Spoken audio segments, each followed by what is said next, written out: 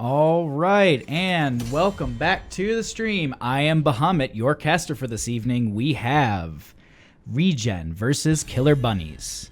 We're actually going to be on Infernal Shrines here, and we are going to have the map pick by, I believe it was, I want to say map pick was ReGen. And so then first pick went over to Killer Bunnies, I believe. I didn't actually check. I should have got that. Anyways, we are going to see on Infernal Shrines, first ban Dahaka. Not a bad idea here, mostly because of the fact that he does, the global pressure that he can put on this map is so viable. Well, it's actually just not even viable. It's just so helpful. You let a Dahaka push a wave in, and then, you know, You've got that wave pushing into your gate. That gate goes down. Then the Punisher goes into that lane. I mean, if you have no gate to bait the Punisher over, you could potentially be losing a fort. Most of the time you will. Early Punishers, not so much. You maybe get a couple towers, maybe the gate, depending on how you push with it. But overall, Dahaka's a strong first ban here. On the side of ReGen, I'm curious to see what they would be banning out here. An Uther wouldn't be too bad, just to kind of limit that healer pool, as well as, you know, since they don't have first pick, he is a viable first pick. So, I don't know. I'm leaning towards Uther. There it is. All right. I'm just going to take some quick notes here.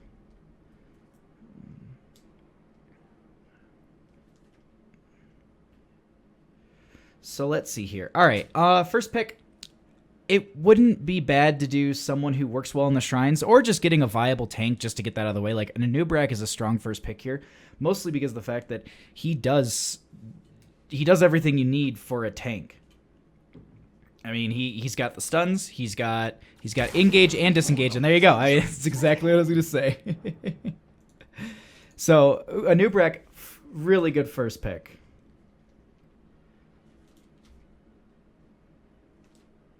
Oopsie. On the side of ReGen, I wouldn't be, I'm thinking like some sort of Ariel combo would work out pretty well here. Did I not put the on tournament draft? It is tournament draft, is it not? Or is it bugged? Uh-oh, we might have to redo lobby. Stream things. I didn't take a peek.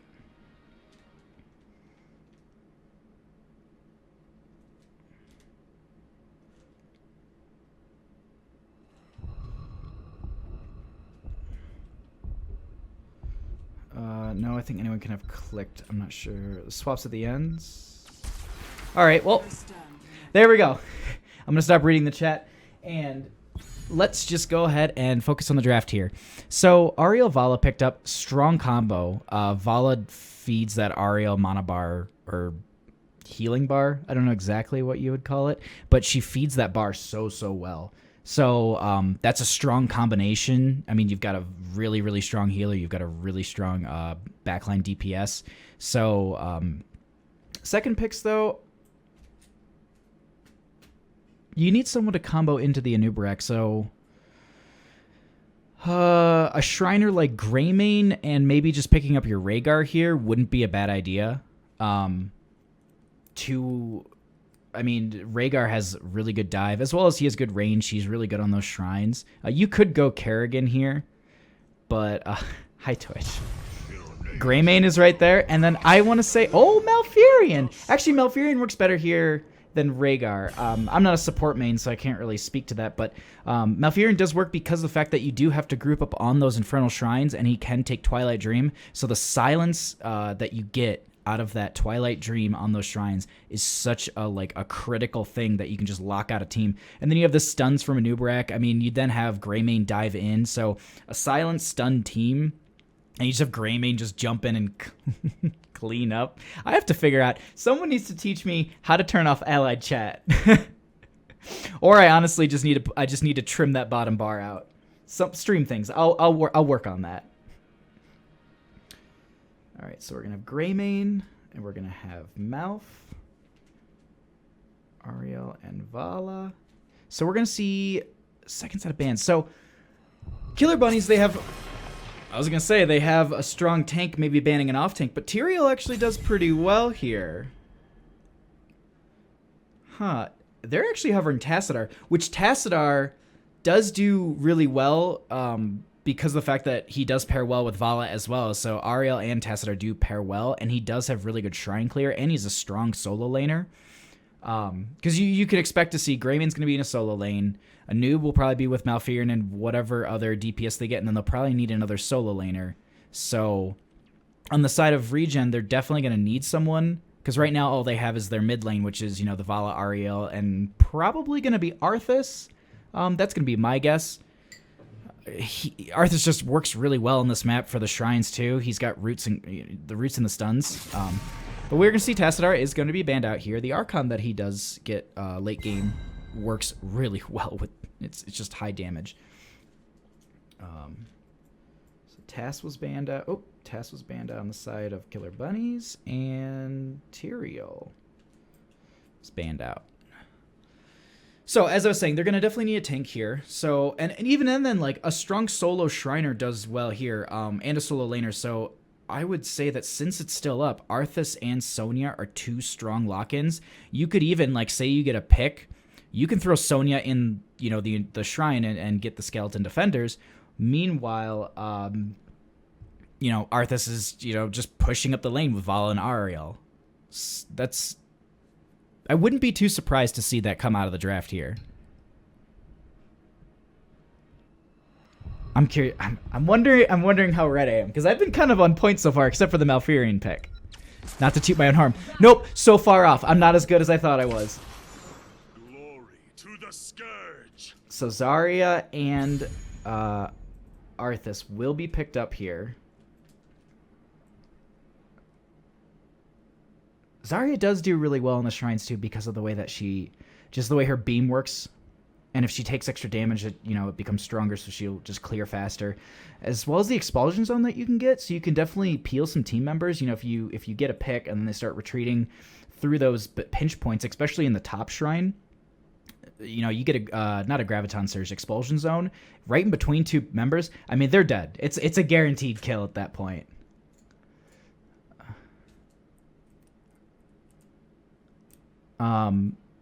Last two picks, so they're going to need... So they have a strong solo laner. They need someone to pair well with the Anubarak Malf, and then they need another solo laner. I would not be surprised to either see the Sonya or the Kerrigan, because if you get those two, you can solo lane, you can solo shrine so easily. Please. Oh! So Ghoulish Daniel, and D.Va... Gul'dan has really good wave clear, and late game his corruption does so much damage, and if Vala isn't in the team fight and there's no one to charge Ariel, she can out heal the Gul'dan damage over time, the dots, as you will. So that's a pretty good comp on the side of Killer Bunnies. I'm wondering though how this lane matchup's gonna work. Because you put Greyman in a lane. We put Gul'dan by himself with Anubarak and Malfurion and D.Va? No, you wouldn't do that. Maybe Gul'dan's gonna run with Malfurion and Anubarak, and you put D.Va in a solo lane. And then you have your Zarya in a solo lane, Ariel, Vala, Arthas in a lane, and then who's gonna be their other solo laner?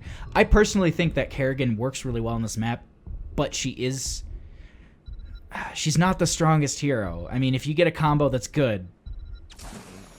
But we are gonna see Alarak. Acceptable. I like it. Alarak is going to be really good here, because if you can displace that Gul'dan from the back line, he's going to be something that you definitely do not want to deal with. I can't wait. I cannot wait. All right, and here we go into our first game. ReGen on the left versus Killer Bunnies on the right.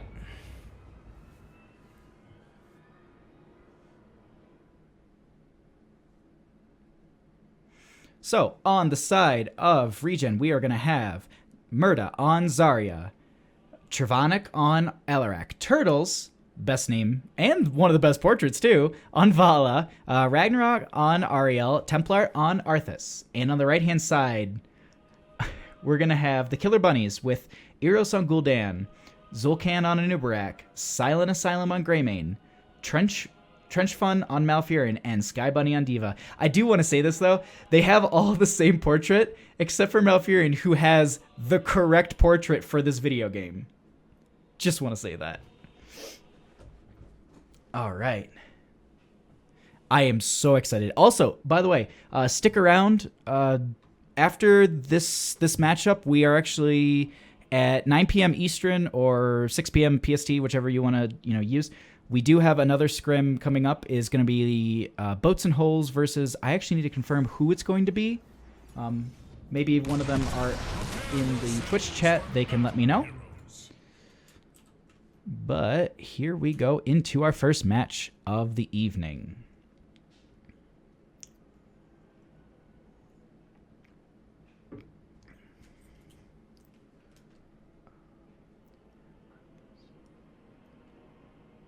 The battle begins in 10 seconds. 5. All right. 3. So we are going to see the corruption coming out of Gul'dan. Diva, we will see hit the Nitrous. Greymane is going to be the Gilneas cocktail build. We're going to have Malfurion actually using the Moonburn. It looks like pretty standard stuff out of just about everyone. These corruption stacks late game are going to be devastating. And there's 2, I think, already. We are going to see some posturing. God, that mount is awesome. I have not seen any of the mounts yet. I literally got off of work and just started casting. So that wave mount is so cool. All right. We are going to have Greymane get a little bit of damage out here. Ariel's going to get a little whip. The root does connect on 2, but Alaric does displace the Anubarak, who will dive into the Vala. Just going to get healed right out and walk away. And at this point, we're going to see our lane matchups going to split off. We are going to see actually a 3-man rotation into bottom lane against the Arthas, Diva versus the Alaric. And mid's just going to be empty, so I'm curious if they're going to go for a pick onto this Arthas or just cheese it out a little bit here. Nope. I thought, oh, maybe they're just doing a 4-man rotation between top and bottom? Or, excuse me, mid and bottom? Interesting. Sorry, I did feed her shield a little bit there. That was really good. Anubarak does get the stun out. And the Root and Zarya will be the first death of the game. Killer Bunnies with that. We are going to see this 4-man rotation. I think this is actually... Wasn't really expected on the side of ReGen that they'd be doing this instead of just doing standard laning matchups. Oh. And it looks, yeah, they're just doing a 4-man rotation. They're just going to be picking it up, and... Oh, no. The roots come out. There's the separation between Ariel and Vala. The shields from Zarya at the last second just save her. Did the dots get her? Nope, she's going to be okay. And we are going to have our first shrine in top. We're just checking into this lane matchup here. This is actually going to be really hard. Especially because of the fact that she has basically 2 health bars. Though, if he does kill that mech... Ooh, this is a long rotation on the side of Killer Bunnies. I don't think they expected that to happen. Alaric is a little low here, but his team is incoming. But it looks like from those rotations, we are going to see a slight experience advantage. ReGen could clear up this wave and potentially get 4s, but at this point, they're kind of fighting a talent tier down. And that is a little critical because of the fact that there are extra... Ooh, the roots onto Vala to separate her from the rest of the team to get the damage. Alaric is out of place here. He's getting body blocked. He does use the telekinesis to get out. And there is the kill onto Anubarak. And that is so important. And that's another kill onto Gul'dan. And this is exactly what I was talking about having that solo Shriner, like a Sonya or a Kerrigan. You get these couple picks, you put the 4-man in the rest of the lane while Sonya or Kerrigan, clean up on the Shrine, and while that's happening, you just push into that lane. You get rid of the gate, you can then guarantee yourself at least half the health of a 4 on this level 1, but that's me knowing where everyone's positioned and who's coming back when, so... But... Ooh, the roots don't... Diva does get her mech... I don't actually remember the name of that exactly. But Diva does get her mech explosion out, which will zone away the rest of the team. But Greymane is getting extremely low here, and we are actually going to see Malfurion falling as well. Anubarak is so close. The shock from Alaric is almost killed him. So this will be a Punisher on the side of ReGen. Oh, and you know what I completely forgot to do? I forgot to put our score up. There we go. We are going to see the Punisher baited over the gate. We're going to see Alarak rotate into mid to soak up that extra experience. Greymane will bait the Punisher a little bit further away, but he is going to just secure that healing fountain. That will take out that lane sustain, so later in the game it is going to be difficult for Killer Bunnies to, capture shrines, and, if they need to tap their well, they got to go back to their keep or they got to go back to core. Silence and the telekinesis on a Nubarak, but he's got an out, so I wouldn't be too worried about him. We're going to see D.Va just rotate into bottom. Alarak should be coming into this. Oh, he's actually going to come back, and it looks like they're going to try and get a pick here. No, he's going to be going back up into top lane. Zarya will be rotating into bottom with Arthas. Actually, excuse me, the whole team. Ooh, this aggressive rotation from Ariel. Nubarak does get the stun out. But at this point, they are leaving, both teams are leaving mid open for soak. Actually, top two. On the side of Killer Bunnies. We're going to see this small skirmish in bottom. Stun does connect on 2 people. And we do have the 7 advantage for ReGen. Actually, nope. Both teams. So we're going to see a lot of shield build out of Zarya, which will be interesting. Late game, she's going to be able to basically be like an off healer. So that Tassadar ban didn't really work out too well on the side of Killer Bunnies because of the fact that Zarya she kind of does the same, but she gets more powerful for the shields that she puts out. And it looks like ReGen's going to take a note from Killer Bunnies and just start a 4-man rotation themselves. Oh, this is a 4v3. Okay. I was a little worried there for a second. It looks like both teams are going to get out just fine. Zarya will just stand there and beam everything, and she can do that forever. And this is... So, the one thing that I kind of would have... I'd like to note is the fact that, so if the last shrine was top, which means it can't be top again. There's like a fractional percentage that it actually can be top again. But, with that, it would have been a little bit better to maybe get this top camp over here, so that way it's pushing into the top lane. You force a rotation out of the enemy team, they have to go and respond in that top lane, and then you're back on the shrine. And you can see them that, they're missing a hero, so you can go in, be a little more aggressive. That's my only note, but it's, this early in the game, it's a little hard to make those rotations. I believe, I don't know what the counter exactly is on the shrines. I know for Battlefield of Eternity, it's 145 every time the Immortal dies. We are going to see the explosion come out from D.Va. Zarya will just shield herself and get a full shield from that.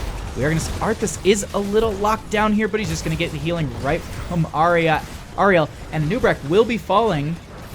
D.Va is trying to soak up all this experience. Her mech does drop, but she is very far forward. Vala is right there. The telekinesis misses. Arthas will have to back out because of the fact that he's taking way too much damage. Vala is sticky on, and we're going to see Malfurion falling as well. And this is going to be another shrine on the side of ReGen. They are all very low, but you can see that they're grouping up very well to get the healing from Ariel. They're utilizing that AoE healing so well. Greymane does get a huge cocktail onto many of the here. Oh. I was about to think that we were going to see a dead wolf boy, but that will not be happening. Arthas did go for Army of the Dead. I was curious if he was going to take Sendragosa. We're going to see the expulsion zone as we talked about in draft. This Punisher... Oh, I got a little worried that the Gul'dan was going to get jumped. He already got baited the jump, so never mind. We're going to see a Nubarak actually in mid, soaking up a little bit more of that experience. But this is what I'm talking. Early game Punishers, you're not going to get too much. You're going to get a gate, healing well, a little bit of damage now that it's the second one onto the fort. But at this point, Killer Bunnies can't really fight ReGen all that well because of the fact that they don't have that tense power spike yet. Taking a peek really quick while we're doing some rotations here. Let's look at some of the talents. Greymane is one stack away from finishing his Gilneas cocktail. They do have their 10s now, so they can take a fight. This is in mid a 4v3, so if they don't see the Zarya, but they could definitely take a pick if they need it, or if they have the opportunity. But what they're going to do here is they're going to take this camp in mid. It will push mid, but there is a random chance that it can be top again, but typically we're going to see the next shrine be in mid, so this camp would be a priority in my opinion. What is the timer on it? So 15 seconds. So if they can get that camp and get to the shrine, if they time it just right, that'll be extremely useful for them, and we are going to see an engage here. Whoa, the Horrify! I was gonna say the Cursed Bullet comes out, but Templar gets melted by the Cursed Bullet and the Horrify, but at the same time, Vala gets the pick onto the Malfurion. He was just about to do his Twilight Dream. You could hear the sound start, but he got killed at the last second. D.Va will be sending her mech out just to give a little self-destruct. Ariel will whip it right away. It's just to save the gate. It's so strong. And I have to say, the Hearth music for Ariel is so cool. I kind of wish every hero had, like, Hearth music. Like, Dahaka's got that really cool thing where he looks like a dog, even though he's like a giant dinosaur Zerg creature. So as I said, in mid, this is going to be the next shrine. And maybe Stream Snipe? Are they listening to me? I thought I had a 90-second delay on this.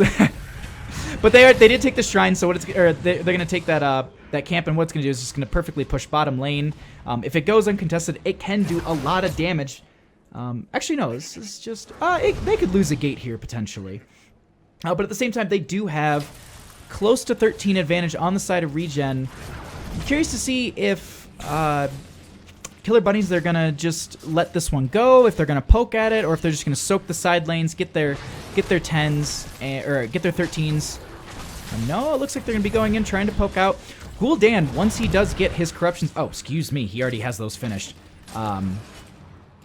You know, with having those finished, he definitely is going to be doing a ton of damage, especially on these shrines too, because of the fact that he gets the forward and the back. And then I think there is... I don't play enough Gul'dan to know this, but at some point there is a level up for the corruption hits give cooldown, so you can just throw corruption out constantly. But with the 13 power spike, we could see... No, we're going to see an invade from the side of Killer Bunnies. The Horrify does come out. The bunny hop and... Oh my god, the bunny hop into the Cursed Bullet. And it just melted that Arthas, and then the Alarak died as well from the Horrify and the bunny hop. We're going to see the Ariel getting pushed away and separated from the D.Va. Or excuse me, the Vala. And at this point, with 2 dead... Oh my god, that Vala just, with the multi-shot, got so much utility. But at the same time, Anub'arak did die. But that was technically a 2-for-1 trade, and they got the Punisher. And it's a frozen Punisher, too. So, I'm curious to see... Wow, I just noticed top lane. That's not a good situation. Bottom lane, that's easily cleaned up by Zarya. And it looks like Greymane's going to be picking up this camp. Meanwhile, we do have the Punisher is getting... Okay, they didn't... I was wondering if they're going to bait it out behind the fort, so that way they can get the cannon shots from their lane as well as from the tower. But they're just going to play the safe game. They're going to guarantee this gate. They're going to back off. And it looks like on the side of Killer Bunnies, they're starting to get the momentum in their favor as well. They're starting to get a couple picks themselves. They got a Punisher. They're getting a little bit of map control with the camps that they had pushing top and bottom. Alarak did go clean that up, so he did save the well and the fort. Zarya did deep push bottom, but they did lose the gate. We are going to see this potential... Okay, she backed off nice and safely. In mid, they're going to be clearing this camp. And it looks like D.Va's just going to rotate into top, clear that out. Alarak will be rotating into his team. And I'm wondering if they're going to be... Okay. What I was thinking is that they're going to have some sort of 5-man rotation into mid and try and get a pick because they know that there's that D.Va top constantly and the 4-man rotation in mid. But they... Oh my god, that Greymane gets so much damage put onto him, but the silence and the Horrify. Oh, the Crystal Aegis does a ton, but this Arthas is just 1v4ing currently. The bunny hop does come out, slows him. We are going to see a little bit of damage, and Ariel's going to fly off the map. D.Va does throw her mech out. She does get the single kill, and we are going to see Zarya left. She will use the expulsion zone to try and get out. Greymane does have the chase, but it looks like we will see Zarya get out here. And at this point... without there being a ton of camps on the map, the lanes are decently pushed up. They can be a little aggressive here. At this point, we did see the middle shrine happen, so I think at this point it'll be either top or bottom. It is random. Anub'arak does go in deep here. He can potentially get this pick on Zarya. She does have a shield, so she walks right away. And in bottom, we are going to see that camp is going to be pushing up. And this is exactly the situation that Killer Bunnies wants. They have a camp in bottom that is pushing with their minion wave, which will guarantee a fort if no one responds to it. And Greymane will push this up a little bit further. So we are going to see the response out of Zarya. She will have to clean this up. In top, they're going to try and push this up a little bit further. Can they guarantee the well beforehand? Because if they do that, that's going to be a really strong spike for them. The one minion might get it. Okay, so they are going to lose their well. And what that does on the side of Killer Bunnies is it kind of evens the playing field because they basically have the, well, they have one more tower. But at this point, they have a little bit more shrine control because the fact that Gul'dan is in his late game build. We are going to see the corruption, the bonus corruption. We're going to see the Fell Flame armor. I mean, late game, this Gul'dan is starting to really, really explode. All right, and then we're going to see the army that is already popped. We are going to see an invade coming out. The Curse Bullet is there. The Fear does separate the Zarya from the rest of the team, and we will actually see a Nubrak dying. The Bunny Hop is there. There is the silence from Malfurion. Malfurion uses Ice Block at the last second to save himself. The Crystal, I guess, is there as well on Ariel. She gets the heal on herself. Oh my god, I can't even keep up. Zarya does end up falling, but that is a 1-for-4 trade. Do they get the chase onto the Gul'dan? Is there a telekinesis? Vala could vault forward. She does get the multi-shot off, and this is going to be a 4-man wipe. An interesting thing, I'm curious to see if they're going to wait. They're going to get, you know, enough skeletal defenders, maybe send someone down to this bottom camp. So once the Punisher finishes pushing, they have that camp staggered right in behind it. And that's going to be extremely useful on the side of ReGen. But looks like they're just going to be getting the Punisher. They'll push up their waves a little bit, and it looks like they're just going to be... Okay, I thought they were going to soak some other lanes, maybe push them up a little bit further. Because they do have a gate in mid to worry about still. Nubrak does get the jump onto him. This is a Mortar Punisher, so it does siege pretty well. But that is a guaranteed 4. And what they're going to do at this point with, you know, 50% Punisher... Oh, this is... Okay, they backed off. I was like, that's really aggressive. Their whole team just got up, and... I mean, everyone else is up here, but... Well, there are no cooldowns, so they technically could do it, but there's no point in taking a fight you don't need to take, you know? So we will see Vala soloing this camp up here. Zarya will try and be taking this wave right in there. And... Okay, nope, they're just going to get their... I was going to wonder if they're going to respond, but it looks like that is just going to be a guaranteed fort. She'll walk right away. Arthas will be getting this camp with a Alarak. So while we see some of the lanes just get pushed up, let's talk talents here. The Alarak actually didn't go for the level 1 quest on his Lightning, but he did go for the Chaos Rain. Huh. The Curse Bullet does come out onto Templar, but he does get healed right back up. There is the Horrify to separate him from the team. D.Va does push him out of the way. There is the Silence from Malfurion. It connects onto the 2 critical people. Oh, there's the Expulsion Zone, but they're just getting melted by that Gul'dan dots. There is the Crystal Aegis to save the Zarya. She does get a shield on herself, but a Nubrak comes out of the bushes and kills her. And that is a 4-for-1 trade. So the Malfurion died, but... Oh, they actually... Ooh, interesting. They're holding on to this? So they're... Okay, so they're going to push up their wave. Okay, now I see. And Zarya actually didn't even confirm this tower here. She rotated into her team, expecting the minion wave to finish it, but the tower just pushed it back out. Huh. And we are going to see, with those counter kills, almost even experience, a little bit more on the side of Killer Bunnies, but it's that late game experience that's really starting to do well for them. This is going to be a guaranteed bottom fort, which will push them even closer to 20. They guarantee that lane sustain gone, and they probably will be with the side soak in bottom and the soak in mid. They're going to be probably pushing in for their 20s on this shrine.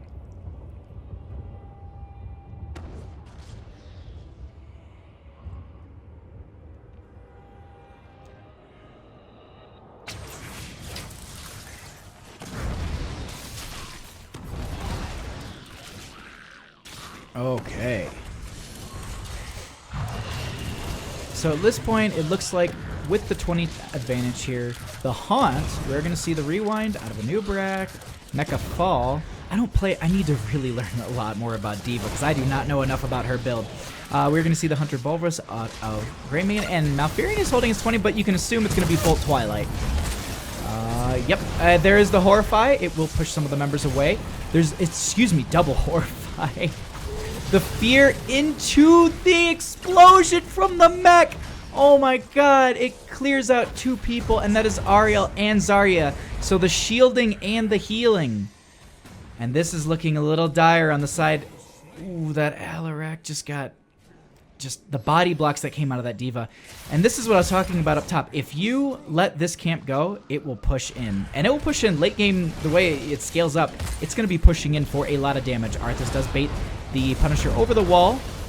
He will be taking a significant amount of damage here, but he should be fine. Once his Ariel comes up in 30 seconds, but there is...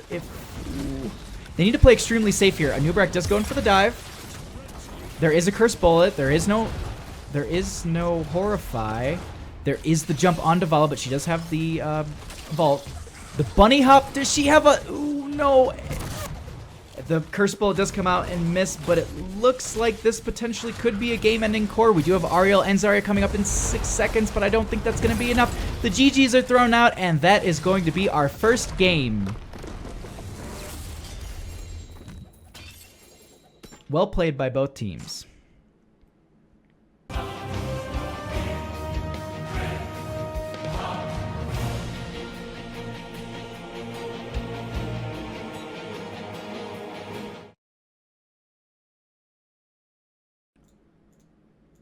All right, and welcome back into our second game.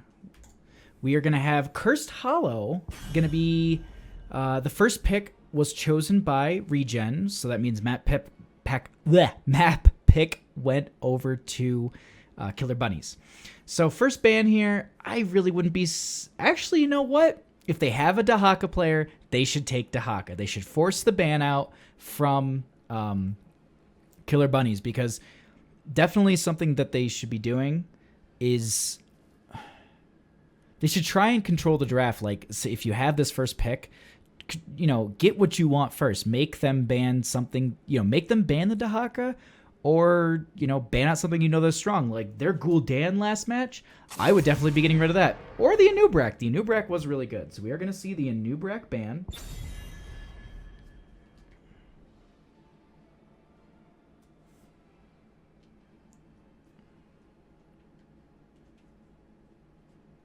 So I'm just trying to take my notes here so I know who's going to pick out what. So the Anubrak ban is strong because he is that top tier healer, and late game he was providing a lot of utility to the Killer Bunnies. So I wouldn't be surprised, and that was exactly what I was saying, you know, don't ban out something you want. So if they want that Dahaka, ban out the Anubrak, ban out the Gul'dan. That's going to be, you know, your key to controlling a little bit the draft and getting exactly what you want. All right. So here's the Uther ban. Maybe Uther ban? I wonder if they know that they're going to be getting this Dahaka. That's the thing. So Uther will be banned out.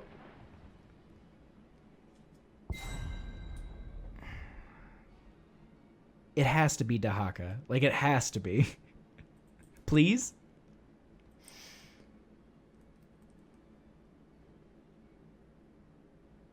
I'm just trying to think here. I don't know who else you would first pick if you're not banning Dahaka out. Like, who else do you take? The global pressure that he provides is just so useful. I'm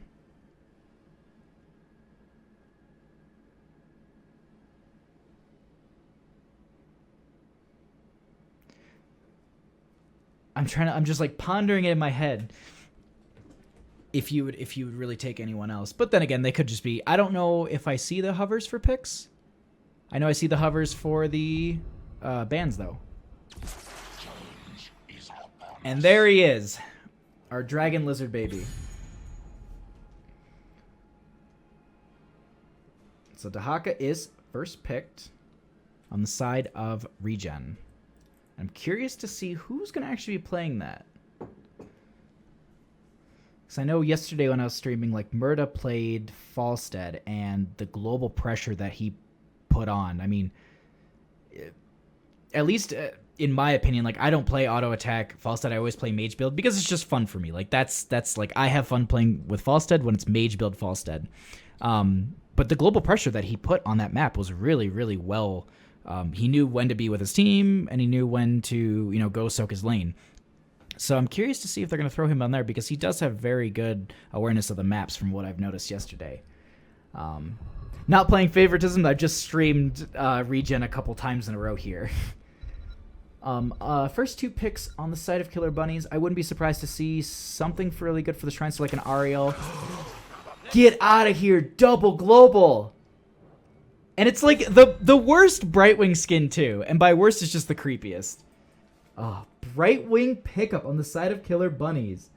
That is what I want to see. Oh, that's awesome. Brightwing Falstead. So, I mean, at this point, you can literally put your Brightwing in top. You can put your Falstead in bottom. It doesn't matter because Brightwing can, depending on the talent you take, Brightwing can zoom around the map every like 45 seconds. Same with Falstead. I mean, ooh, this is going to be interesting. So to counter that, though, I mean, you definitely, you have the Dahaka for that soak, but you do have the response from Brightwing and Falstead, which is extremely hard, in my opinion. But they're definitely going to want someone who has good tribute control, good team fighting ability, so I wouldn't be surprised to see like the Arthas and the Ariel being picked up here. Greymane and Tyrael. So wrong is Bahamut. Greymane does a really good job of getting into that backline, so you know he can dive that Brightwing and get some serious damage onto it. I mean, only a mother can love that face, right?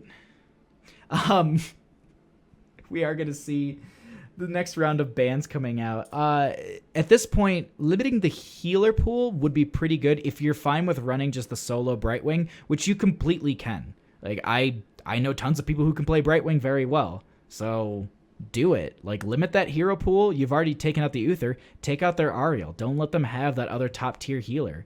They do have a melee comp, so at the same time, Rhaegar is up for consideration. You can go Bloodlust at this point because you do have the, you know, you Bloodlust, you get Greymane who dives right in, and he's got that healing bonus, that damage bonus.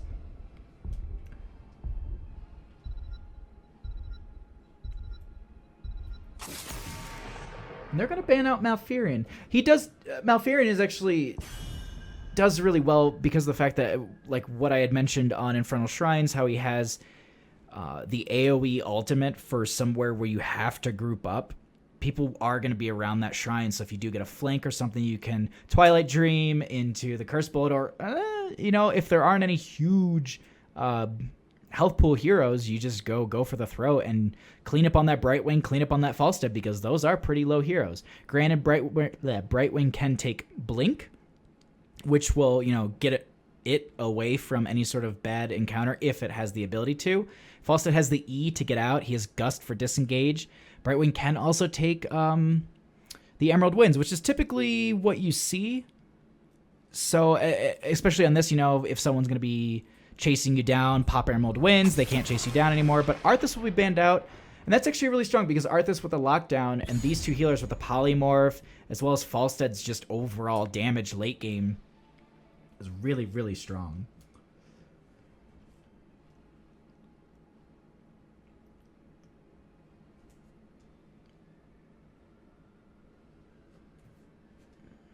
All right, and the almost last picks. I almost said last picks. So for our next two picks on the side of Killer Bunnies,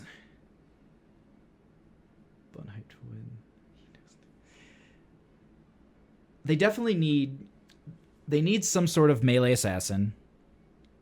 Or, you know what? I take that back. You could actually pick up, and I keep saying this because I just think Sonya's great. You can take up Sonya for the leap, and leap into polymorph, into any sort of gust to, split the team.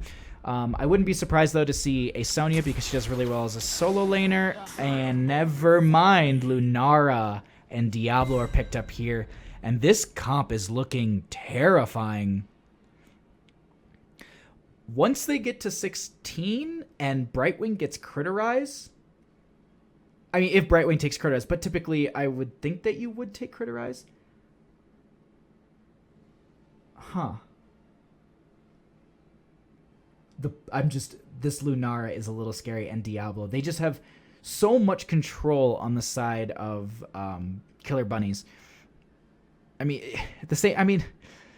post 16, you have the Holy Ground from Tyrael, you have the really good tongues from Dahaka, which is great. Like, nothing against that. It's just, I think that the poison damage, the gust, the polymorph, the the APOC, the Shadow Charge, the Overpower.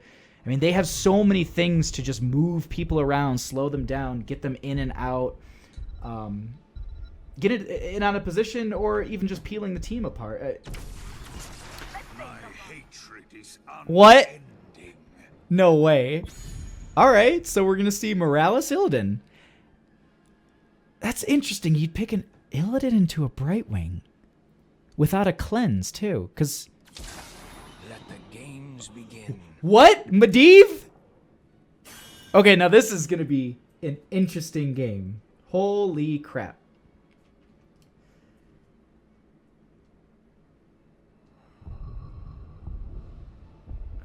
I gotta mark down these drafts. Okay, so it's Diablo, Lunara, and Medivh. Okay. Wow. I'm a little bit floored at this point for this draft.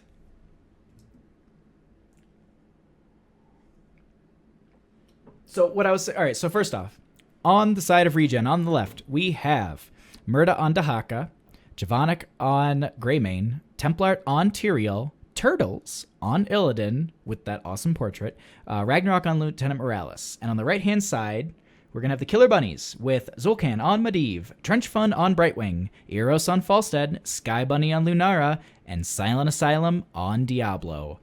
Let's just say this right now. Brightwing with the creepy skin and the best portrait in the game. So, I mean, overall, the one thing I wanted to note here, though, and I started kind of saying it, but then I just had to write down all these names.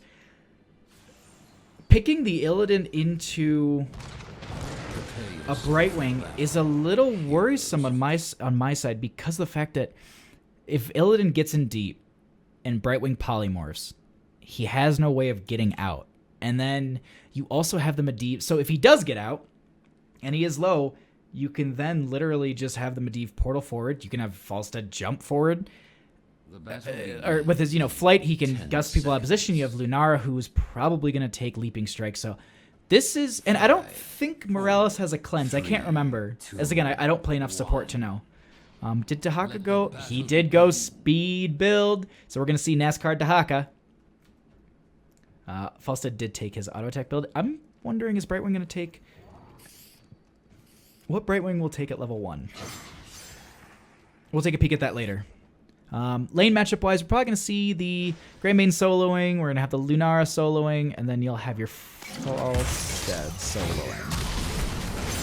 And then we are going to see that overpowered charge. That is the polymorph. And this is what I was talking about. Just people so far in the back lane, they can't get out because they're polymorph. They have no disengage. Even if he's in Worgen form, he can't get out because he's just, sometimes he's a squirrel, sometimes he's a turtle. Sometimes Illidan will turn into a turtle this match. That's exciting. And then we're going to see this 4-man rotation again here, which is a little interesting because these lanes are way too spread apart to do a 4-man rotation on this map. I guess since you do have the Medivh, but I would have thought you just left your Lunara in bottom. I guess then what are you going to do with your Medivh?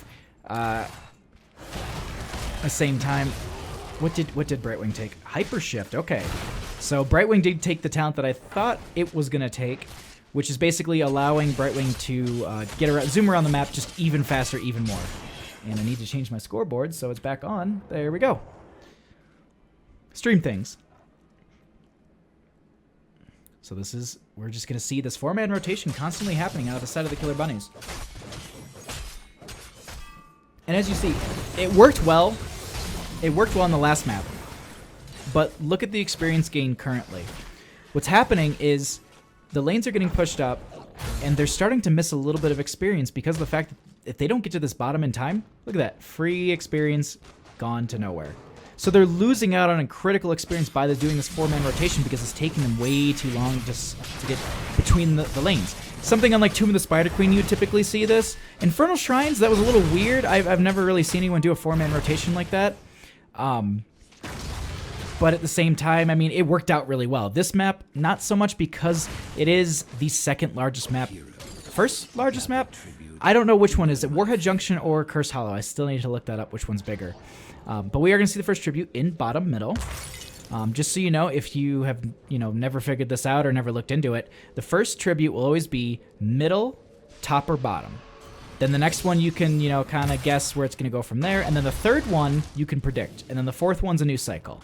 And you just repeat that phase over and over again. But once that fourth cycle hits, it just starts to randomize on that new one.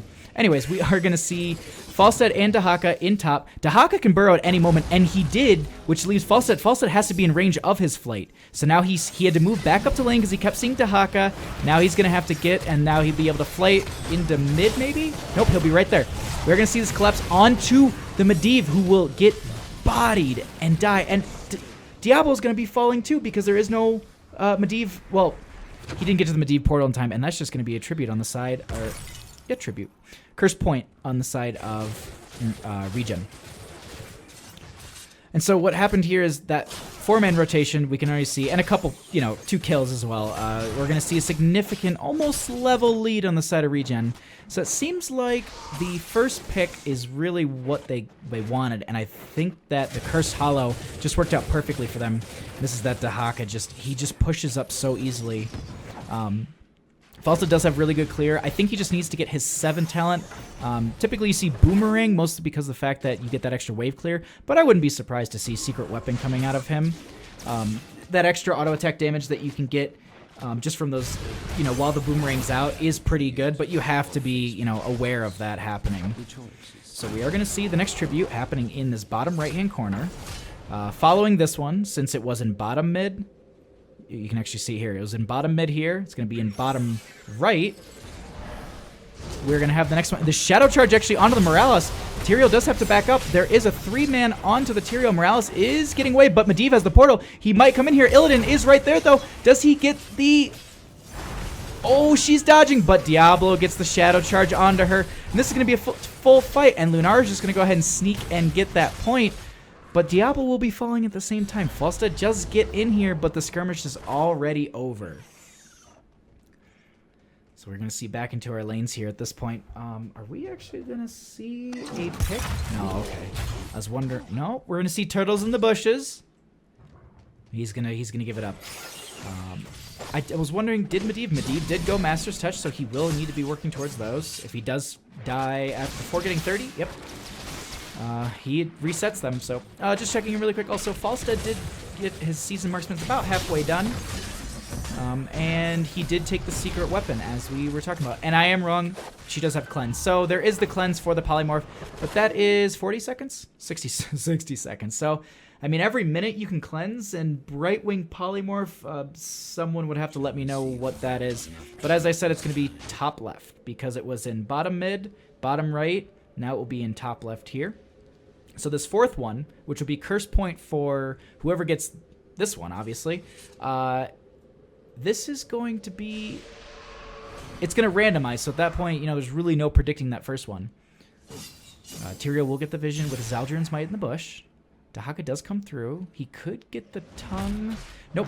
I'm wondering if he's going to get the tongue on the Falstad. Falstad does use his E forward. Brightwing is here. And there is the stasis from Dahaka a little early. But we are going to see Greymane. He is going to be able to channel that while his team zones away. Illidan's so low, but that is the benefit of running Illidan Morales. As long as Illidan's within that circle on the ground, he's going to do fine. And just going back to, I keep harping on this, but I just want to just emphasize how critical it is. Like, early game laning is so important. The early game picks, they're great and all, but they don't amount to that much experience. You saw how little they've been soaking this bottom lane on the side of Killer Bunnies, and you can obviously see that in the experience. The Artie's 10 for the side of ReGen. We're going to see Sanctification from Tyrael, the Hunt from Illidan. I think that's adaptation. Yep, we're going to see adaptation from Dahaka. And I don't know. I think they'll actually... I'm trying to do the math here. I think there should be 10s for the side of Killer Bunnies. Nothing really ReGen could have done. They couldn't have really forced a fight, but there was actually the dive onto the Brightwing, who's all by herself in bottom. Illidan does get the kill, and that's so critical because it pops up in 12 seconds. Brightwing has phase shift, I do believe. We are going to see the Leyline Seal from Medivh, the Gust out of, obviously, from Falstead, the Leaping Strike from Lunara, and the Apocalypse from Diablo. Brightwing did take the Emerald win, and Greymane to go for the throw, as we talked about in draft. So that means if he does get a couple low people in the back line, he will be able to destroy them, especially with Medivh, Lunara. Lunara is actually a little bit far forward because of that Leaping Strike. Illidan does go in a little bit deep here. The Ley Line Seal comes out. Oh my god, it doesn't hit the Morales, so she's all by herself. Diablo goes in for the kill, but he's actually took himself away from his own team. The Hunt came out onto him, and actually we're going to see the Greymane falling and the Morales falling, and this is falling apart for ReGen. Murda does go in just to kind of push them back a little bit, but at this point, this will be a curse point for Killer Bunnies. Wow. It was critical. They got that Greymane kill and that Morales kill, and it was so good.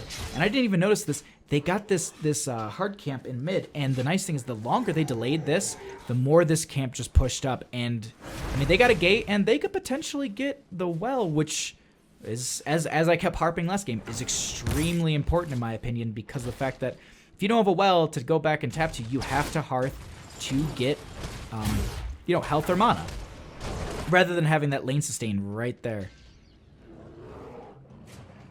So we're going to see this bottom push happening. The gate did fall down earlier.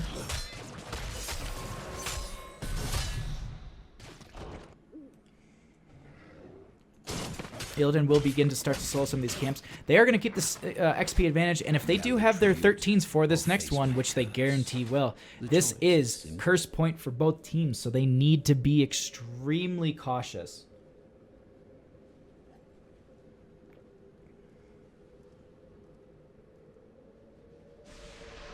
We are going to see Lunara get her Wisp out into the area, which will give them the proper vision that they need.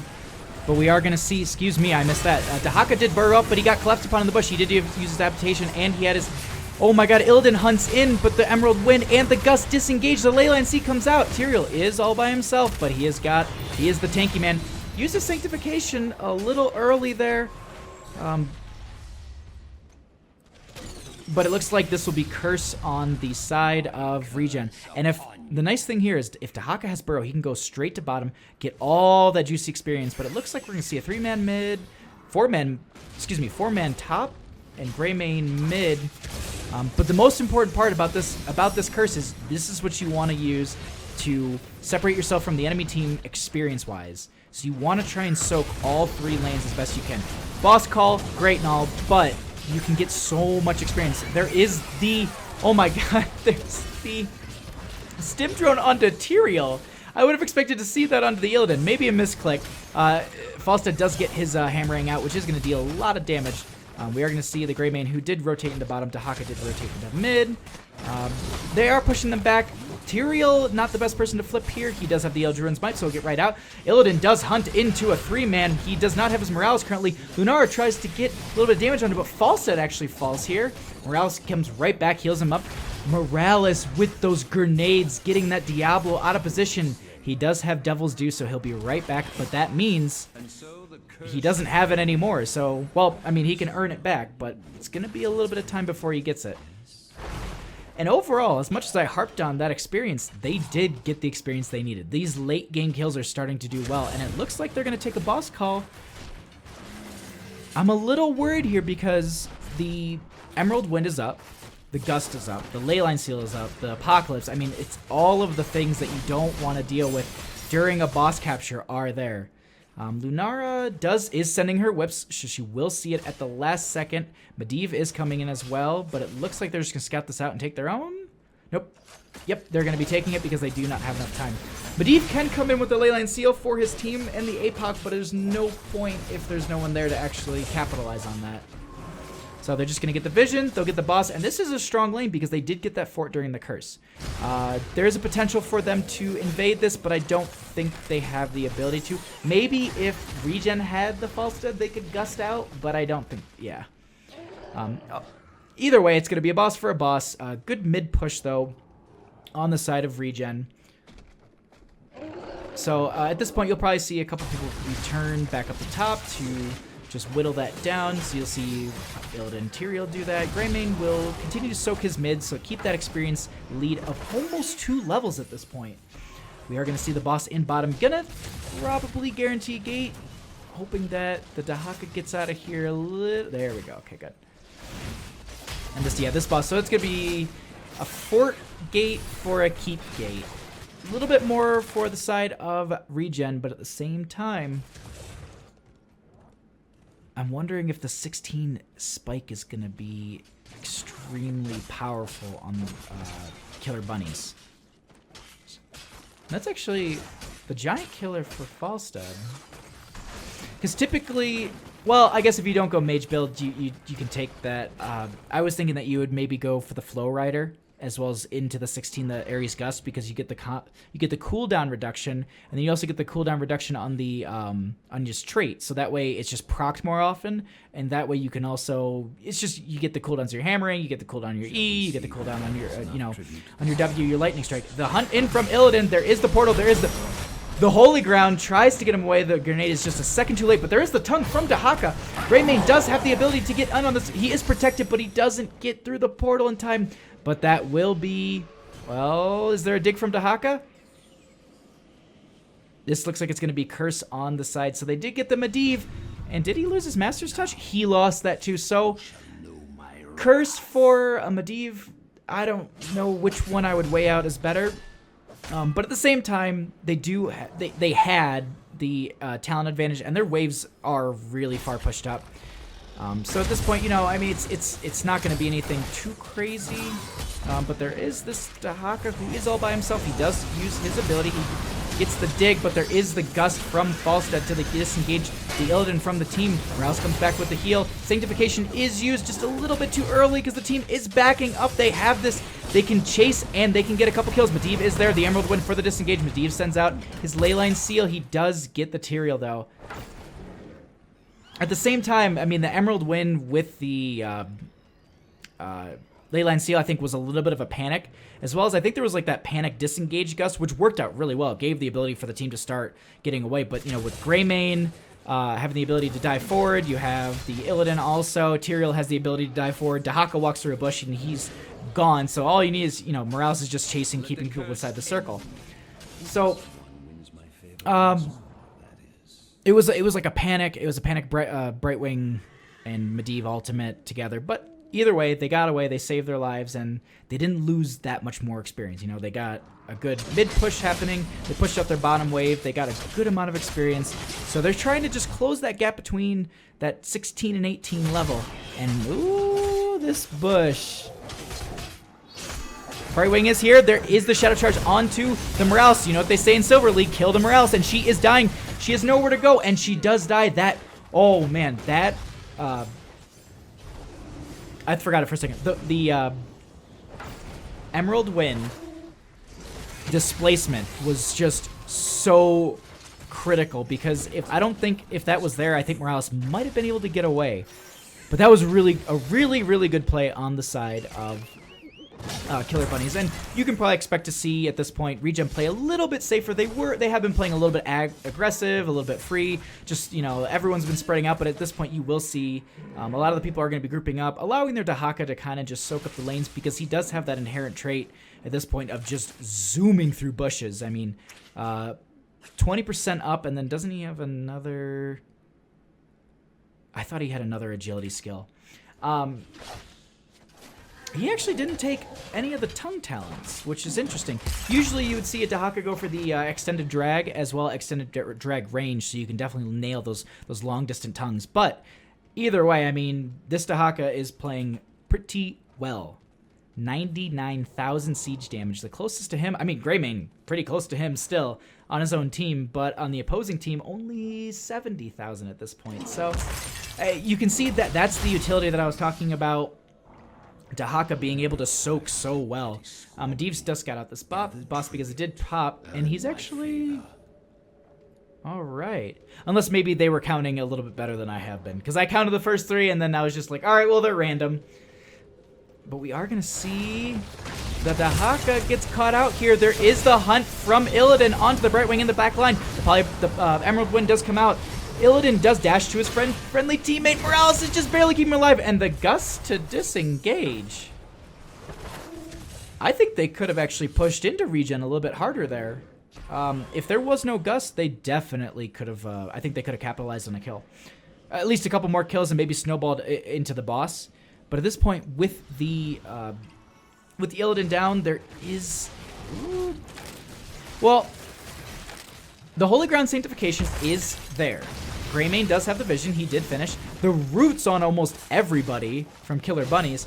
So we are going to see... There's the... It's a little soon on the Eldrain's Might. I don't think you have enough time on that. But I think at the same time it did scare them away enough. The boss will leash. Yep, it's going to go right back up to full. Is there going to be a tongue from Brightwing? Onto Brightwing? Nope, we are going to miss that. Tyrael does have the Eldrain's Might again. And what they're doing right now is extremely useful. They're delaying the team. They're posturing for a fight, walking away from a fight, and that's just letting these Siege Giants just pushing this keep gate. You can see there's going to be a 5-man rotation out of Killer Bunnies. Because at this point, with the 20 advantage on the side of ReGen, they're gonna have, you know, that Apex Predator. You cool down by 25 seconds. Dahaka's just all over the map. And because the fact that they did, well, I think it's just everyone was just said, let's go have a boss party. So at this point, I'm wondering, they could potentially just give this up and maybe go for a keep with this boss. I'm not sure. Nope, it looks like they're gonna report to the tribute and fight over it. Greymane should have the disengage here. There it is. No, not the disengage, the interrupt. Tyrael does come in. The Apocalypse is out. Everyone is kind of in a corridor. Dahaka just get away, but the leaping strike onto the Greymane was so much. The Sanctification was so perfect there to keep so many people alive, but no, the Morales falls. Brightwing just barely gets away. Hearthing in the bush. Brightwing does probably... Oh, no. The Medivh portal gets them two away, but is there... Oh my god, they're so low. Everyone's so low. Who's gonna die? The body blocking out of Dahaka, and he walks away from the explosion. Oh, just put on your glasses and walk away. Medivh can technically interrupt here if he wants, but it wouldn't be worth it. He does have 10 stacks. Illidan can take this camp by himself, but there is a Diablo alive. At the same time, during that team fight, we've had bosses pushing that I completely forgot about. So they got the fort, which is good on them. It gets them closer to 20. Actually, gets them to 20. And, but they're going to get a gate here. And I think they're honestly just going to let the gate push it out. And they're going to steal a couple camps, push up this fort, and just really create a lot of pressure on the side of Killer Bunnies. Because that is a boss, technically on core. It won't do more than a couple shield hits. Let's take a quick peek at some of these 20 talents, because since everyone's on the same side. We are going to see that Apex Predator, as we talked about. We're going to see Tooth and Claw. Ooh. We are going to see Holy Arena, which is going to be very interesting, especially if there's going to be a boss steal or if someone wants to capture that, you know, last-second curse. On the side of Illidan, we will see Nexus Blades, and Morales will have the 2.0 reactor. So she can just stay alive forever now. Doesn't matter. Medivh cheats, of course. We are going to have the Storm Shield from Brightwing, the Galloping Game. Ooh, okay. I would have thought you would have taken the extra, because I usually go for the Boundless Strides, that way I get both of my charges back constantly. But the Galloping Gain is really extremely useful to get away. And of course, obviously, Diablo took Hellgate, which is his bolt, and Falstad took his Epic Mount, which is, you know, he can just zoom around the map at this point. Because this third, you know, cooldown to 30 seconds is, I mean, every time you're in a team fight, you can just, you know, you can lane a little bit and then get in a team fight. Lane a little bit, get in a team fight. But at the same time, with those kills that they got and just the pressure that they put on, they now have this mid and top push. They are pretty far back, so it's going to take a while. Medivh tried to get in the back line, missed his ultimate, and the Apocalypse does connect onto two members, but Medivh will be falling here. The Holy Arena out, and the Gust doesn't work because of the Holy Arena. That was perfectly timed. Oh my god, the Holy Ground, it locks them out. Diablo does try and get a Shadow Charge, but he will be falling to the Illidan. He is going to get sticky onto this Falstad, and I don't think he'll have the out here. They're going to give up the tribute, and they're just going to say, let's get some kills and maybe push into the keeps. Maybe in the... Oh, no, they're just going to end the game. Yep. I don't know. I don't know if Lunara has this. Lunara can get the point, though. She can capture the curse if she wants. But at this point, I'm not too sure about the health of their core. 21 seconds on Medivh, and it looks like we are going to be going into our game number 3.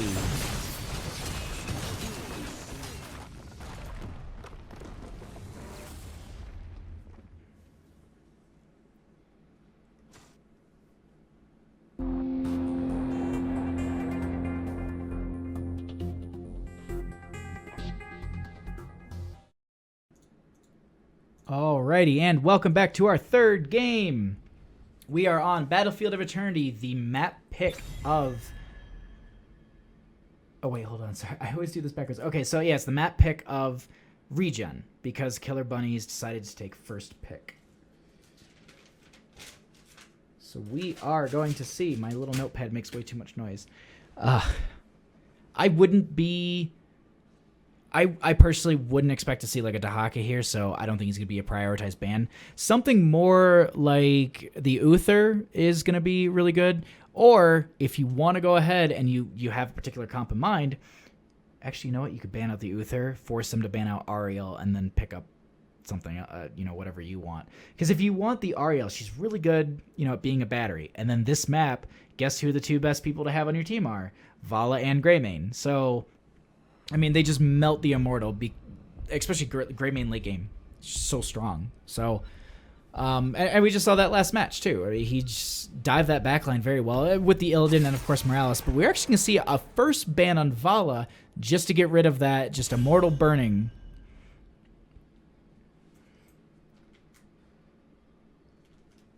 Okay.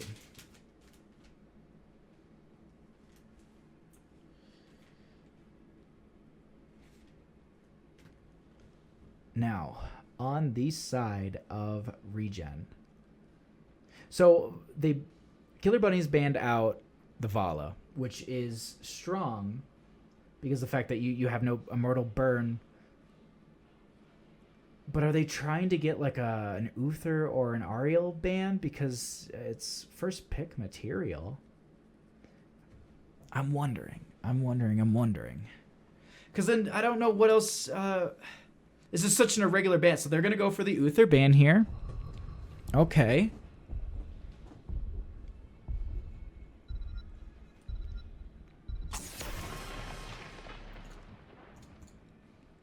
Okay, so Uther will be banned out here. I wouldn't be surprised if they just went and got their Ariel. Because they're definitely going to get people that want to, you want to burn down the Immortal. And... if you have someone that's... Nope, they're just going to take the Greymane right out the bat. And that's really good because they took away the Vala for the burn. Now they took the Greymane for it themselves. And now... Hey, who else burns it just as good as those two? I mean, there are heroes, but at the same time, it's just not as good. I wouldn't be surprised to see a Lunara off of the side of ReGen.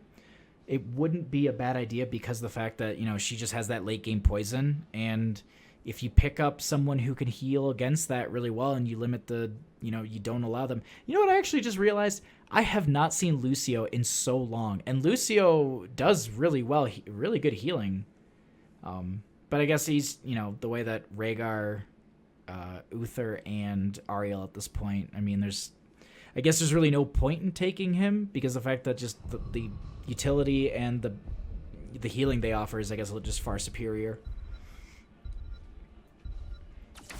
So we're going to actually see Sylvanas and Nubrak, and that's a really strong combination. Because Sylvanas has the ability to just push down gates. So if you have your... if you win the Immortal, or... yeah, if you win the Immortal, then you start pushing up the lane. If you can just either split push with the Sylvanas or push with, and she can just sit there and lock down the towers, and your Immortal will live a little bit longer because of the fact that she does have that lockdown of the tower, so it's just one less thing dealing damage to the Immortal, keeping it from, dying faster, obviously. But on the side of Killer Bunnies... Leaving for the poke damage is not bad, and Malfurion for the healing works really well. I like that. So you've got a really good melee assassin and dive. you've got, so, you know, Greymane helps Li Ming get resets. If Li Ming gets resets, it's just this constant, just snowball of just damage and kills. And then, you know, that just pairs well into the experience lead that would obviously come from that.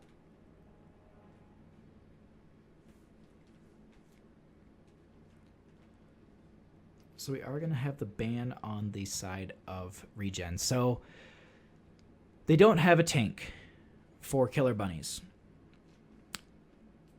I wouldn't be opposed to a D.Va ban, because D.Va is just so annoying to deal with, and you know, with her double health bar basically, as well as she provides really good zoning for your immortal. You can, you know, dunk your mech onto the other team. They have to back away from the immortal, and you go to yours and just start burning it down.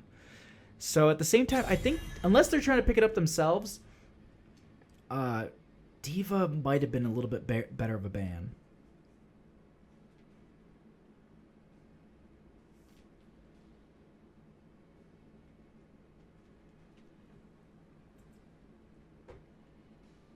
And I guess at this point, on the side of Killer Bunnies, what you definitely would want to do is you'd want to start banning out, you know, ban out another, I was going to say healer, but a Genji is actually interesting. I wonder what they have planned here.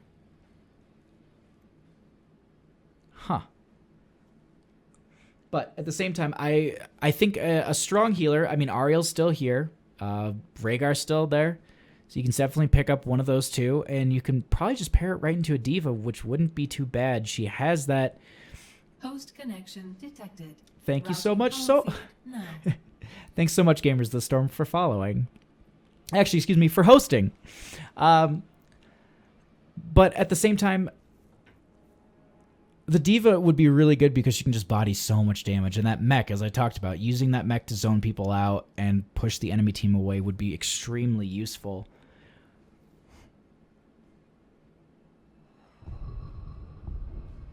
I'm trying to think of any other combinations that go well into this. I mean, they do need damage themselves.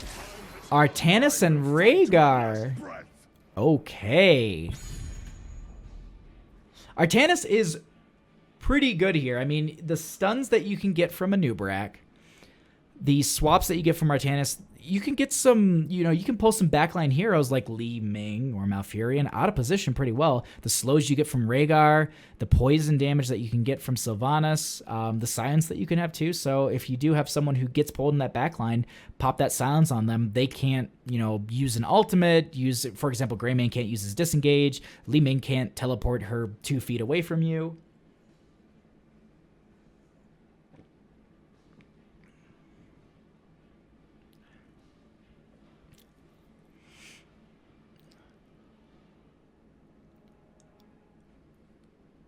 Oh, I see Sky Bunny saying, unless we're doing 5. Oh, Stitch is here. So I wouldn't be surprised to see someone like a Tyrande right now. Come on, Tyrande, follow up. Bird me. Or Diablo. Works just as well. I think just the combo that you can run with Stitch's Tyrande is really strong, as well as the healing and the damage you can get. The damage buff that you can throw into the Immortal, you have Li Ming and Greymane, you could just melt it at that point. So I think actually, I mean, a Stitch, if you're fine with running solo Stitches, that would have been good. Maybe you could have traded the Li Ming out for like a Sonya or something. Or just someone more bruisery. I'm trying to just think of other people at this point who would maybe fit well besides just a Sonya, because I keep harping on that.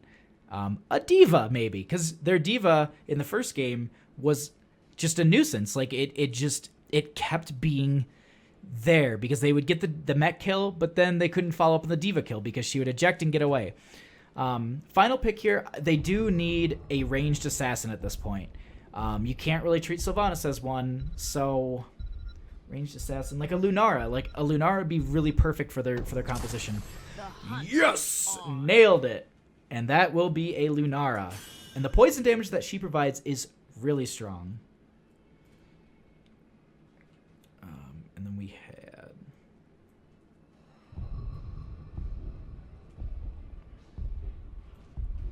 Alright, Stitches and Diablo. So the only thing that I'm harping on about this Stitches Diablo is that I think if they would have run the Tyrande, the way that you can use the hook into the stun is really strong, which if you then can get a kill, Li Ming gets resets, and you can just, as I was talking early game, start to snowball. That Greymane Li Ming combination of just damage and then reset, damage resets, damage resets. And so that's definitely something that they're going to need to worry about on the side of ReGen. So let's actually introduce them. On the side of ReGen, we're going to have Murda. Oh, this is going to go so quick, so I'll do it in the middle of the map. We'll just load in first. Still, Transfront having the best logo, or best portrait in the game. All right. So, on the side of ReGen. There we go. On the side of, ReGen, we're going to have Murda on Artanis, Travanik on Lunara, Turtles on Sylvanas, Ragnarok on Rhaegar, Templart on Anub'arak. And on the right-hand side, we are going to have our Killer Bunnies with Eros on Diablo, Greymane, Zul'Kan on Greymane, Silent Asylum on Stitches, Sky Bunny on Li Ming, and Trench Fun on Malfurion. We cannot tarry.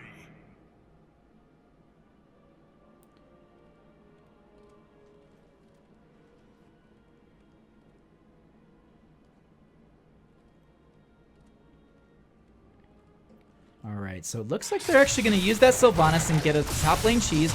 We're going to see a rotation coming up from the Killer Bunnies, but they get that tower. And that's all you need. If they can just disengage this, they will be A-okay. The hook pulls the Sylvanas back in. She does still have her Windrunner. Anub'arak does have his dive out. Lunara has a little bit of poison damage to slow them down. It looks like they're going to get that tower and walk away. But at the same time, experience-wise, doesn't make too much of a difference. But what it does, I mean, oh my god, that Rhaegar got pulled so far. Late game, that hook is going to be terrifying. Because of the fact that if he does go full slam build, which it looks like he is, he's gonna, if he takes that 16 upgrade with the slow, you can't run away from him. So that's gonna be a little terrifying. We're gonna see the Greymane dive onto the Sylvanas, and she's gonna be falling first. And that's what I was talking about before, Greymane getting that dive, and if Li Ming was there, I think there'd be maybe a couple more kills. Lunara will get pulled out of position, the roots are there. I did not think about Malfurion's roots, but the thing is with Tyrande's roots, or her stun, it's a little bit faster than Malfurion, so I guess they just have to time it a little bit, but we're going to see this matchup here, so I wouldn't, using some of those tower shots to get Diablo down a little bit there, but we do have our Sylvanas back up in the lane. And even then, the early game kills, we're going to see a slight sliver of advantage on the side of Killer Bunnies. Looks like they are going to be starting up by defending their Immortal right now. Diablo will be coming in here. We are going to see Artanis, and it looks like they're just going to put Artanis on the solo. Nope, Artanis will be coming in here. Maybe get a critical swap to get that Li Ming out of that back line. No, they're going to pull the Diablo out of the front line. He's going to have to walk around this rock, get a little bit of heals, but that is going to be a kill on Diablo. This Li Ming, yep, I was going to say, this Li Ming will reset the Immortals. It should be on the aggressive side at this point, which, so it's going to be a little good for the side of ReGen because they can throw their Artanis on there. But with the 5-man backup, Diablo coming in, Stitch is pulling them out of position, but Anub'arak saving him with the stun. Greymane is going to be getting a couple cocktails out, trying to get some damage onto that Immortal. Just that poke damage is just about enough because Artanis can't do this all by himself. You got to get that Lunara there. But Sylvanas will get hooked in. The roots are there. Diablo, whoa! Turtles got out, like, with just the littlest health. I mean, a little bit more than just, you know what I mean. It's just that Haunting Wave. I did not expect that Haunting Wave to happen. And it looks like they're going to try and race this, but with that Greymane and without Lunara there, I don't think this is going to happen. And this will be a first Immortal for the side of Killer Bunnies.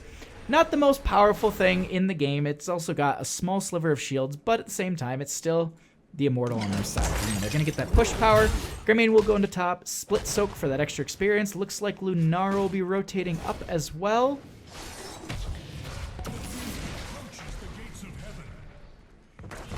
we're going to have a 4-man on bottom with our Lunara against the Greyman in top. These roots, these roots, these roots! And that Li Ming, I was waiting. I was wondering if Murda was going to get orbed to death. Because if he did, that was just going to be the start of a really bad snowball into this fort. But they will save the fort. They will save their well. They're going to lose a sidewall, unfortunately. Taking a peek up into top lane really quick. Looks like that laning matchup's actually being a little bit won over by Lunara. But the roots, the orb, the overpower. Rhaegar gets right out, though. We're going to see a small chase on the side of ReGen, but it looks like they can back up. Play safe. Maybe work on this camp really quick. Taking a peek in top lane. Looks like this is a pretty fair matchup at this point. Greymane is probably going to have a little bit more damage onto the Lunara, but overall, that cocktail. Back in bottom lane, though, we are going to see this camp fake. The swap almost happened. Keep in mind also, though, take a peek at that Stitch's monobar. He has none, so if they do go for an engage, he does not have much to use besides maybe a bite and the healing from Malfurion. The roots were already used, so there is no combo into the hook. Nubrak does try to dive in to steal the camp, but it's not going to work out for them. He is body blocked by the Diablo, but he does get out safely.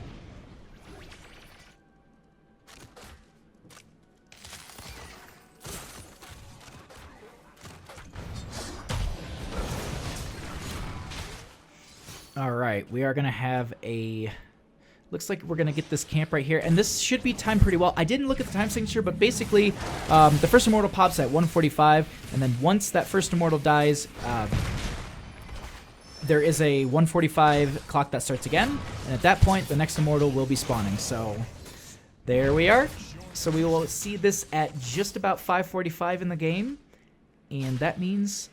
we're not going to have any sort of talent advantage. It looks like it's going to be about 7s for both teams. No experience or no level advantage, but they're going to hold off for this a couple seconds. Looks like Sylvanas is going to push this up a little bit here. Diablo will have to respond to it, so it looks like we will be seeing a little bit of damage on the side of ReGen onto the Immortal.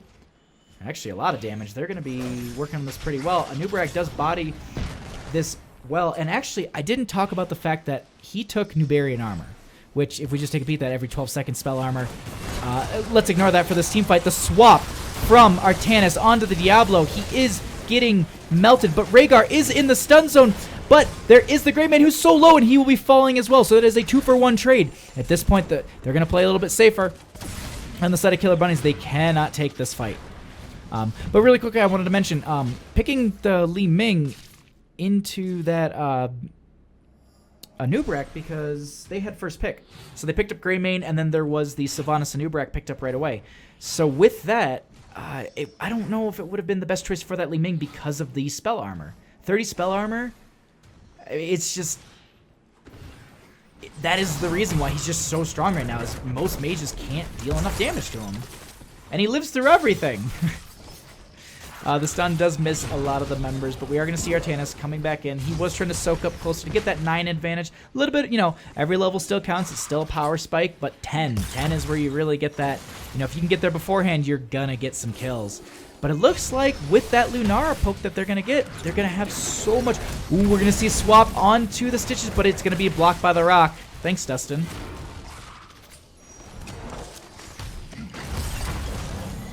We are going to see the hook that comes out onto the Rhaegar. Swap does miss, but we are going to see Artanis will be falling here, and that's going to be the first reset for Li Ming. But at this point, we are going to see... There's so much health left on the ReGen's Immortals. And because of that, at this point, they can pretty much just rush in, kill it, and maybe lose half the shields. And... with those shields, you get, a little bit better of an advantage when it comes to the fight, especially in the push. So we are going to see, it looks like the teams are kind of going to forfeit trying to get 10s. There is a small chase onto this Sylvanas. They're going to have to disengage because the rest of the team is right there. The swap does come out onto the Stitches. He is out of position. Lunara is right there to get some of the damage onto this Immortal. They just want to get the objective, but it looks like Lunara will have to get out of position. But no, the Rhaegar falls at this point. That puts them closer to 10. And if they turn this around, they will get the Immortal, but at the same time, doesn't mean that they're going to be living through the push. So they play it safe. They lose their Artanis. The Li Ming does not get the snowball resets that she needs. and we are going to see a strong push out of the side of ReGen. I would not be surprised to see the fort falling here. Suppression Pulse was picked up. There was Gorge too. The Gorge behind the gate. Oh my god. And that's Sylvanas. She gets the win. She gets the haunting wave out, but the silence onto her just completely. Oh my god. But at the same time, they get the kill, yes, but they do have this immortal pushing, and as I said, guaranteed fort. Oh well, never mind. I didn't account for Li Ming just sitting there putting her beam on it. Doesn't get the attack. They will have to forfeit this. They don't want to sit there and take too much damage just for a fort. Meanwhile, in bottom, we are going to see that Artanis has been pushing in pretty well. Diablo looked like he was going to fake that camp. Okay. In top lane, they could invade this camp. They do have the ability to take it, but they're going to go ahead and just get that real quick. And they're actually going to get the fort, too. So Nubrak must have been poking. And this is the utility that you get out of Sylvanas. She basically stops an entire minion wave. And that's the other thing also. I guess if you're playing against Stitches, one of the key things that you might want to take a peek at every so often is, one, if you can keep track of every 16 seconds, his hook. And two, you always want to try and play inside of your minion wave so that way he can't get a critical hook onto you. He can't get a critical hook onto you, you know, pulling you away from your team. But at this point, there is the Gorge. There's the Web Wrap, which forces Lunara right out. I have never seen that before. And the Web Wrap saves. And actually, I just want to talk really quick. Thornwood Vine over Leaping Strike. The poke damage is really good, though. And the Stitches does get isolated. Silence Item is all by himself. And there is the... Oh, my God. The Rhaegar comes right back. The Suppression Pulse from Artanis coming in, trying to say, hey, guys, I want to help out, too. But with those couple picks, that puts them a little bit ahead. And, you know, they can take this advantage, push up some of the lanes. They can get some camps here. It looks like they're going to get a camp that's going to double push bottom. Really smart. And at the same time, while their teammates on the Killer Bunnies are coming back, they're going to go ahead, get this camp, which will push out their top. And, you know, it buys them a little bit of time. They're going to play safe. All right. Looks like they're going to be timing this out exactly for when the Punisher or the Immortal spawns. It's going to be spawning on the safe side for both teams, which is extremely good. Well, actually, no. I was going to say that they would play it safe without having 13, but Artanis is in top, so he is shown by the minion wave. He can push this back out. Nubrak is... I mean, they're just... Excuse me, they're just ignoring the entire team. They're just putting damage onto the Immortal. They have to wait. There's a Suppression Pulse. There is the engage onto the Stitches. He is so low, but at the same time, Diablo is low, and Li Ming gets the resets from Lunara. There is the Wailing Arrow from Sylvanas that gets connect onto 2. Artanis does get a pick, and actually, oh, wow, these collapses. We're going to see Artanis trying to get this Greymane, but he will be healed up by the Malfurion through the wall. Diablo did have Devil's Due, so he's going to come right back. So we are just going to see that critical loss was the Stitches, but they did get, you know, they got a couple more picks. That Li Ming reset that started this entire engage is exactly what I was talking about. Once she starts getting a couple resets, the damage that she can get, I mean, you sit there, and if you're using your, you know, if you're using autocast, or excuse me, quick cast, you just sit there and you just slam W, and you're just throwing orbs and missiles, W and Q, you're just throwing orbs and missiles out constantly. We are going to see the Artanis come in. There is the blind onto the team. They are going to dig into this Malfurion, who will get swapped, and he will be falling. That is a strong first kill. That means that there's no one to keep the enemy team alive. So we are going to see Lunara will be whittling down this Immortal. The hook. Oh, if they would have just got that hook, it would have been right there. They could have got that critical pick. But we are going to see there is the invade from Diablo. He doesn't have Devil's Due. He will be falling here. Stitches is so low as well. The burrow from a Nubrak onto... Oh, and that is going to be a 3-man kill. And Lunara can sit there. They can body a couple of these orbs. Save of the shields for the Immortal. And Lunara, as you can see, the poison damage on this Immortal is just outrageous.